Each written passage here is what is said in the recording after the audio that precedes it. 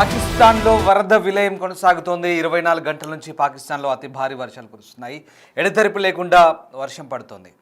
వర్షం ధాటికి పాకిస్తాన్ పీఓకే అతలకుతలమవుతుంది. స్వాత్, బజౌర్ ప్రాంతాల్లో తీవ్రంగా వర్ష ప్రభావం కొనసాగుతుంది. ఒక్కరోజు కురిసిన వర్షానికి 154 మంది మృతి చెందారు. దాదాపు 200 మందికి పైగా గల్లంతయ్యారు. మృతుల సంఖ్య మరింత పెరిగే ఛాన్స్ ఉంది. చాలా చోట్ల రవాణా వ్యవస్థ నిలిచిపోయింది. ఇక రెస్క్యూ బృందాలు సహాయక చర్యలు చేపట్టాయి. ఖైబర్ పఖ్తుంఖ్వా ప్రాంతంలో కొండ చర్యలు విరిగిపడి అత్యధికంగా మరణాలు సంభవించాయి. ఇటీవల వరదలకు 325 మందికి పైగా పాకిస్తాన్లో మృతి చెందారు. తాజాగా జరిగిన వరద 150 మందికి పైగా మృతి చెందిన దుస్థితి కనబడుతుంది. పాకిస్తాన్లో వరదలకు సంబంధించిన దృశ్యాలు మనం చూస్తున్నాం. భారీ వరదల కారణంగా ఒక్కసారిగా పాకిస్తాన్లో పరిస్థితులు మారిపోయాయి. చాలా ప్రాంతాల్లో భారీ వర్షాలు విధ్వంసం సృష్టించాయి. గత 2 రోజులకు కురుస్తున్న కుండపోత వర్షాల కారణంగా ఒక్కసారిగా వరదలు, కొండచెరలు విరిగిపడంతో ఇప్పటికే చాలామంది మరణించారు. అలాగే చాలామంది వరదల్లో కొట్టుకుపోయారు. మరోవైపు రోడ్లు తెగిపోవడం, వంతెనలు కొట్టుకుపోవడం, నదుల నీటి మట్టం పెరగడం వల్ల చాలా ప్రాంతాల్లో పరిస్థితి తీవ్రంగా మారింది.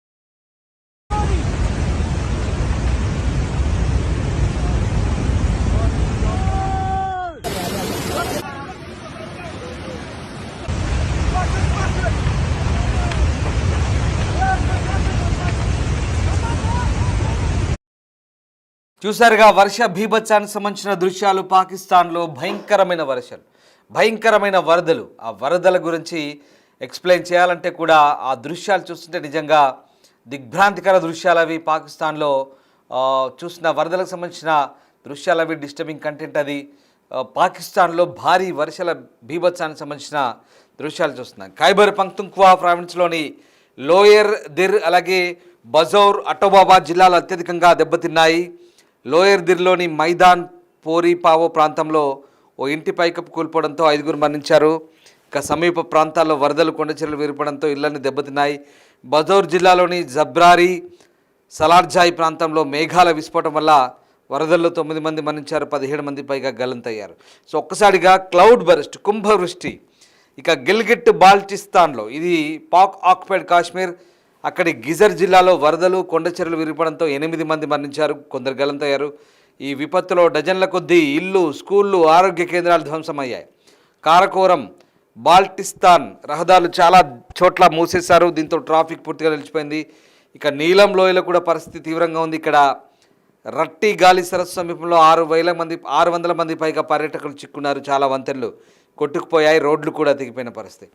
ఇక వీటికి తోడు ఈ నీలం నది నీటి మట్టం పెరగడంతోంది. లోతట్టు ప్రాంతాల్లో నివసిస్తున్న కుటుంబాలను సురక్షిత ప్రాంతాలకు తరలించాలని అధికారులను హెచ్చరించింది ప్రభుత్వం. ఇక పాకిస్తాన్ ముఖ్యమంత్రి అలీ అమీన్ గందాపూర్ అన్ని జిల్లాలను హై అలర్ట్లో ఉంచాలని, అలాగే సహాయక చర్యలు మొత్తం అధికారులను ఉంచాలంటూ ఆదేశించారు. మలకంద్ బజౌర్ అధికారులను సంఘటనా స్థలాన్ని వ్యక్తిగతంగా పర్యవేక్షించాలని కోరారు. సహాయక చర్యల కోసం ఆర్మీ హెలికాప్టర్ను కూడా పంపారు.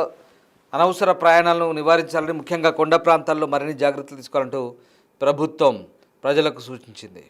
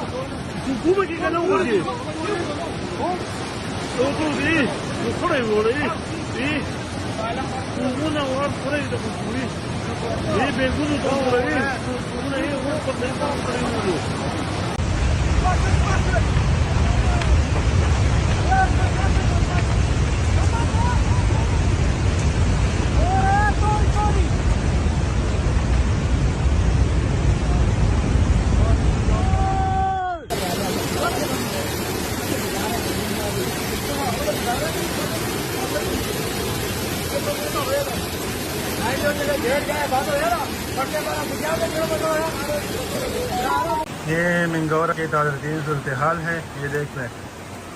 और डांस स्कूल तक पानी पहुंच चुका है। और ये जो 24 గంటల్లో ఉత్తర వాయువ్య పాకిస్తాన్లో భారీ వర్షాల కారణంగా వచ్చిన ఆకస్మిక వరదల్లో దాదాపు 100 మందికి పైగా మరణించినట్టుగా అధికారులు చెప్తున్నారు. మనెహ్రా జిల్లాలోని సిరాన్ లోయలో ఆకస్మిక వరదలతో కొండచెరువులు విరిగిపడ్డాయి. ఇక్కడ చిక్కుకున్న 1500 మంది పర్యాటకులను రక్షించామని ఖైబర్ పఖ్తూన్ఖ్వా అత్యవసర సేవా అధికారులు చెప్తున్నారు. ఇక జూన్ 26 నుంచి దేశవ్యాప్తంగా భారీ వర్షాలు కురుస్తున్నాయని అధికారులు అంటున్నారు.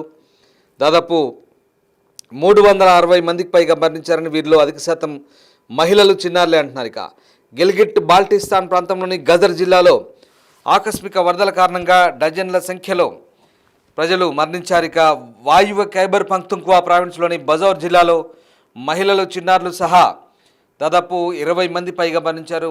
డజన్ల సంఖ్యలో గల్లంతయ్యారని చెప్తున్నారు. వాయువ్య పాకిస్తాన్లోని బట్గ్రామ్ జిల్లాను కూడా ఆకస్మిక వరదలు ముంచెత్తాయి. దీంతో చాలామంది చనిపోయారు. అక్కడ దాదాపు 10ల సంఖ్యలో గల్లంతయ్యారు.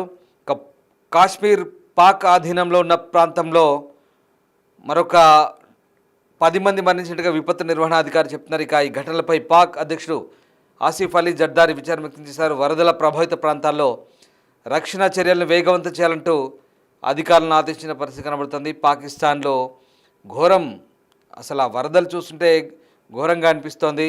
ఆ వరదలకు సంబంధించిన దృశ్యాలు ప్రస్తుతం మనం చూస్తున్నాం. నిరంతర వర్షాల కారణంగా పంజ్కోరా నది నీటి మట్టం కూడా ప్రమాదకరంగా పెరిగింది. బజౌర్ జిల్లాలోని జబ్రారి, సలార్జాయ్ ప్రాంతాల్లో ఆకస్మిక వరదలవి. ఇక లోయర్ డీర్ మైదానంలోని సోరిపోవాలో ఇంటి పైకప్పు కూడా కూలై చాలామంది చనిపోయారు. జబ్రారి గ్రామం సంబంధించిన వరదల్లో దాదాపు 20 మంది వరకు గల్లంతైనట్టుగా చెప్తున్నారు. ఇక రెస్క్యూ బృందాలు గాయపడ్డ వారిని ప్రథమ చికిత్స అందించిన తర్వాత ఆసుపత్రులకు తరలించిన పరిస్థితి కనబడుతుంది. తీవ్రంగా గాయపడ్డ వారిని ప్రస్తుతానికి స్థానిక ఆసుపత్రిలో చేర్పించి ట్రీట్మెంట్ అందిస్తున్న పరిస్థితి కనబడుతుంది.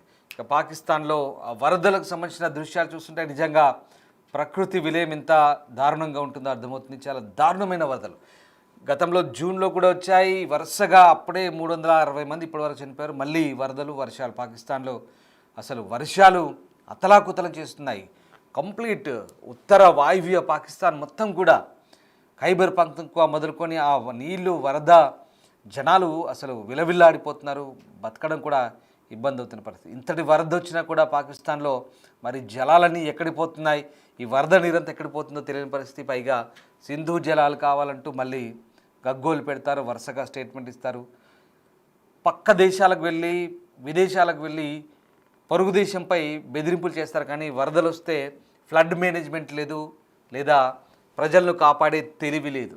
ప్రజల్ని ఎలా రక్షించాలో అంటే ప్రకృతి విపత్తులు చెప్పిరావు. నేను ఎందుకు పోలుస్తున్నాను ఈ మాటలు అంటే, ప్రకృతి విపత్తులు వచ్చినప్పుడు అత్యవసర చర్యలకు కానీ, లేదా ఇప్పుడు కొత్త ఏం కాదు, పాకిస్తాన్లో 2022లో కూడా వరదలు వచ్చినప్పుడు 1800 మంది చచ్చిపోయారు. కొత్త ఏం కాదు.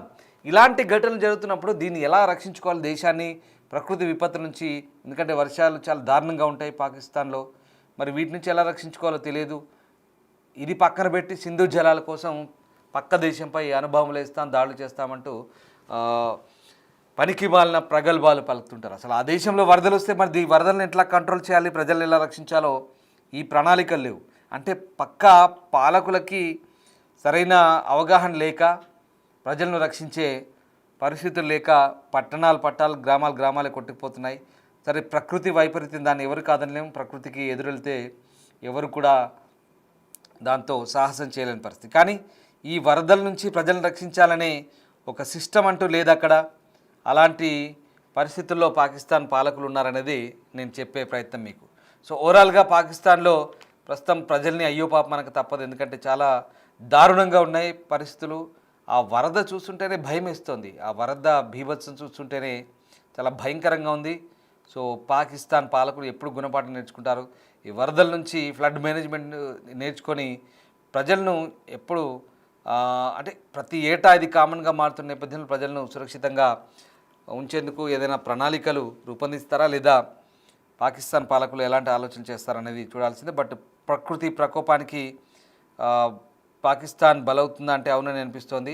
పాకిస్తాన్తో పాటు అటు పాక్ ఆక్యుపైడ్ కాశ్మీర్, మన భారత కాశ్మీర్ కూడా భయంకరమైన వరదలతో ఒకసారిగా వరద బీభత్సం కొనసాగుతుంది. మన ఉత్తరాఖండ్లో, హిమాచల్లో, జమ్మూ కాశ్మీర్లో, అలాగే అటు నుంచి కంప్లీట్గా ఇంకా ఆ ప్రాంతం వాయువ్య నైరుతి ప్రాంతం అంతా దక్షిణాసియాలో, సో అటు ఆఫ్ఘనిస్తాన్ వరకు కూడా భారీ వర్షాలు అయితే పడుతున్నాయి. దానికి సంబంధించిన దృశ్యాలు మనం చూస్తున్నాం.